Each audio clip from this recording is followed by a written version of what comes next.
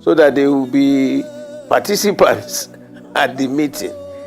So they raised the same 3 issues. The first one to come and beg me. And I told Papa in unclear terms that there is nothing personal between me and this gentleman. I have nothing personal. All I disagree with are his methodologies of governance, his own ways of managing the resources of the land for the benefit of the people. It's not impacting on the people. I am a thoroughbred Lagosian. I was born and bred and grew up here. There is so much degradation. Go to my local government. First of all, Femi Gbajabiamila had been here. We had discussions. I told him all the things I want them to do in Lagos. It doesn't matter to me. What matters to me is that let Lagos be like the best city in the world. Make life more meaningful. Impact on the minds of the people positively, because the power rests with the people. But if there is nothing rather than that, the method of management, the financial management, completely despicable. So I said to them, I have no qualms, I have no objection, and as far as I'm concerned, there is nothing personal, sir. If whatever he had done to me in the past as a Christian, like you said, vengeance is the Almighty God's. It's not mine. And I've already seen those who are the active players on the ill wind. They have suffered for it already in this life. So for me, the last option, the last request was that we should, whether the court has finished or the court has not finished or the processes are over or not, I should also join the others to go and congratulate Bola Tinubu, like he said our group, Wike and Sheyi had done. I say I'm not Sheyi and I'm not Wike. I'm much older than them, and that's their opinion. For me, if peradventure, at the end of the analysis, our party is still looking forward to winning at the court. So if I jump ship, how would I look like? Like a swine? Like a traitor? Come on. I was born into a political family in this Lagos. And respect for what is right, what is just, what is fair. That are the ways of my upbringing. Nothing personal. If they say he has won, and I said it, that it is for me to decide whether I will live under the control of this, and he cannot individually control me. I won't break the laws. And what we want is the rule of law. What is democracy? The government of the people, the rule of law. And when you go to every court in this country, you find the lady of means and the lady of justice blindfolded with a sword and a scale, and she dispenses justice based on facts. So let's wait until the outcome of the Supreme Court. For now, I don't agree. We're going to say congratulate him before. I will never. Bode George will never do that, because that will be a sign of being a traitor. Number 2, I will also be breaking the electoral process, because it's until the court decides that you will now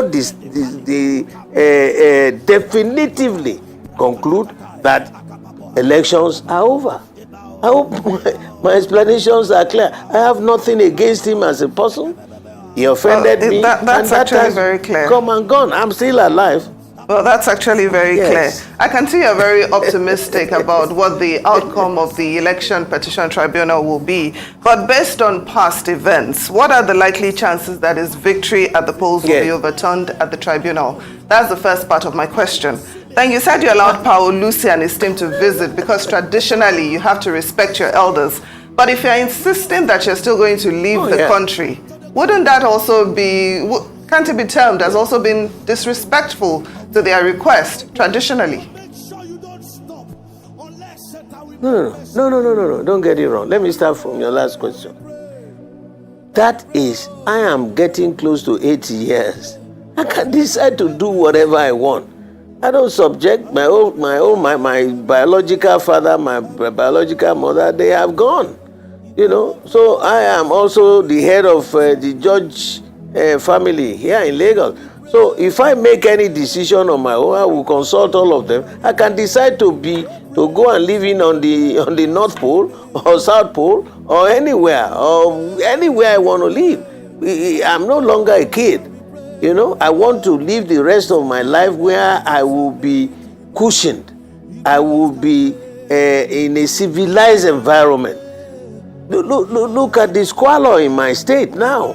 We are telling them, establish skill acquisition programs in each local government. All these boys are doing Arisa, disturbing all the traffic people. That is not the Lagos of my own dream.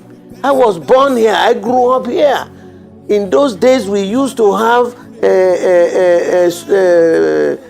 little stadia where we used to play. The elders who manage us, you learned how to play table tennis. You learned how to play all kinds of games. So what is happening now? We lost it. And there is a state of helplessness and a state of hopelessness. Establish it. What is Alpha Beta Company? Send them money to establish programs for these young minds. Otherwise, what are you projecting for the future? That's why I said, look, we've been talking and talking. If they don't want to listen, I don't want to be part of that. I'm not running away because he's president. I want to go to anywhere where I will have the peace of my mind until God calls my flight. Psalm 90 verse 10 in the Holy Book says 70. God guaranteed those years for you. And if you are strong enough, He will make you up to 80. So, what am I still doing? But to keep thanking the Almighty God and serve Him and do things that will place me before Him on the resurrection morning. The issue of the elders, I'm not disrespecting the elders by saying I will still not accept or go there to greet him, congratulate him. I have looked at it. How would I look like? I told you I am a life member of the board of trustee of my political party. Number one. Number two, I am the one representing the Southwest in the national caucus of my party. My party is still in court. We could win. I'm not a lawyer. You're asking me. They tell us we are not learned. I'm not a lawyer, but we will follow the logic, like they did in Osun. We listen to the judgment, and so we will listen to the judgment by the Supreme Court eventually. And that's why we are saying, please don't rush into any inauguration. Let it be a carnival. Right now, the whole atmosphere is like a graveyard silence. There's no jubilation anywhere. We are under tension. And now we are going to borrow another $800 million to do what? To share it at the tail end of this administration. I want to appeal to Mr. President. Please stop it.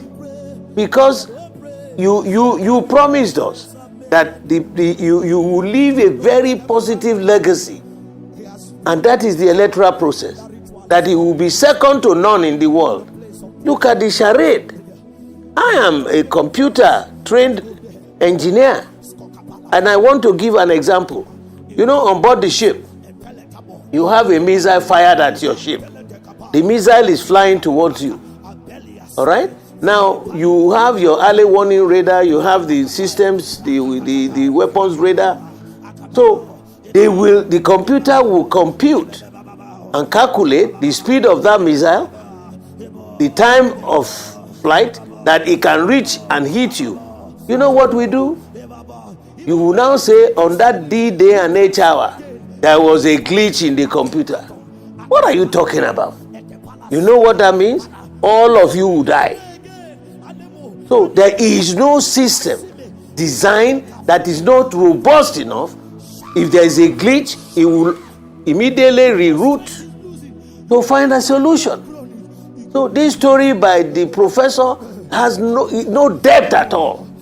No depth at all. But we wait for the judges, we will listen to their story, and any decision at the Supreme Court becomes a supra.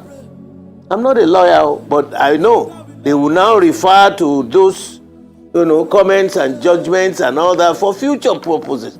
Their children will read the judgment and clarify whether they were just or they were fair and they were equitable.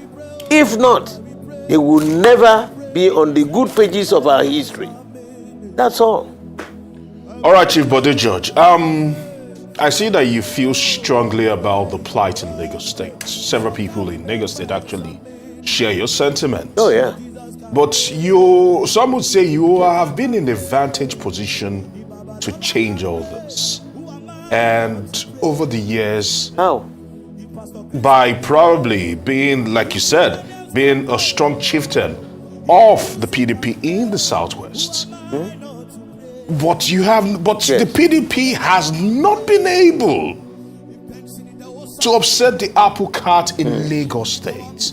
And some count it as a failure on your own part, because it's one thing to feel aggrieved about the plight of Lagosians.